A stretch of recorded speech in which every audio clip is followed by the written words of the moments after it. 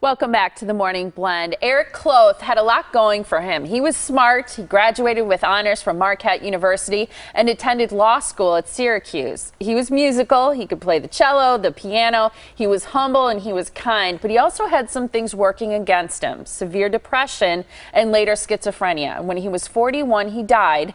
The medical examiner is not sure if it was an accident or a suicide. Every year, Eric's mom, Doris, raises money in his honor to increase awareness about mental illness. She also volunteers for the National Alliance on Mental Illness, or NAMI, and participates in a 5K walk, which is coming up, and I hope everybody will put it on their calendar. I have to tell you, Doris, whenever you're here, I always feel like it's an old friend visiting. Thank you very much. It's good to be here. It's good to see you again. I love to sit and visit with you. Let's talk just real quickly about Eric. He was 22 when you noticed some real problems, right? He right away, we didn't notice anything up until that time, but he acted very strange, and then a week later he got very angry and was out of context. It wasn't like his normal personality, and a week later he attempted suicide.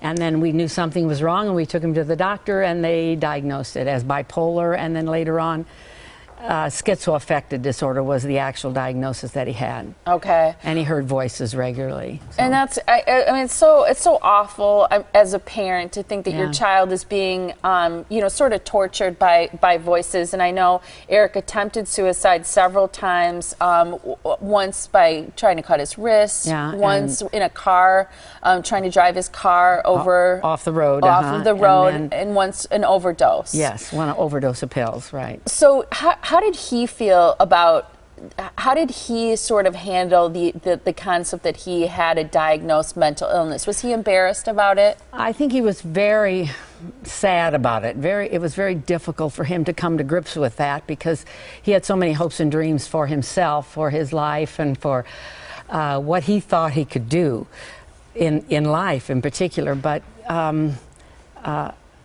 he refused to accept it at first, and that probably is the problem with everybody who's diagnosed with a severe illness of any kind.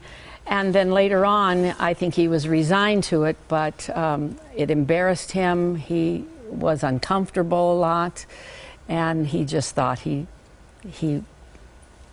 nobody liked him. And yeah, and that's so. You've got this walk coming up. NAMI has a walk on Saturday, May 16th. It's at 11 a.m. at Veterans Park.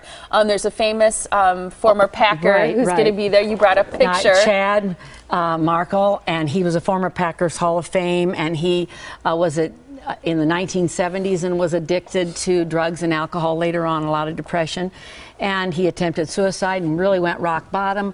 And then all of a sudden, this is him in the present day, and then all of a sudden he decided to get it together and ended up writing a book about it.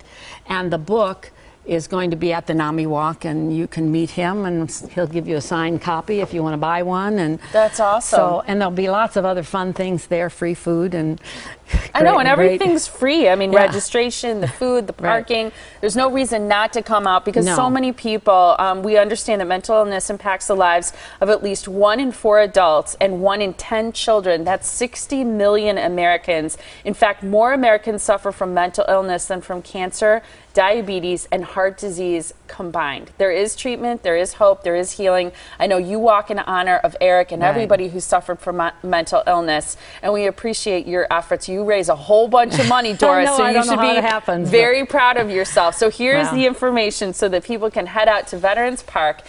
You can go to NAMIwalks.org/Greater Milwaukee. It's Saturday, May 16th at 11, Veterans Park. There's a phone number there for more information. And I brought, Doris, my checkbook, so I can write a check and support your walk, because I really appreciate everything that you do, and it's wonderful to see you. Thank you very much. Thank you so much us. for being here.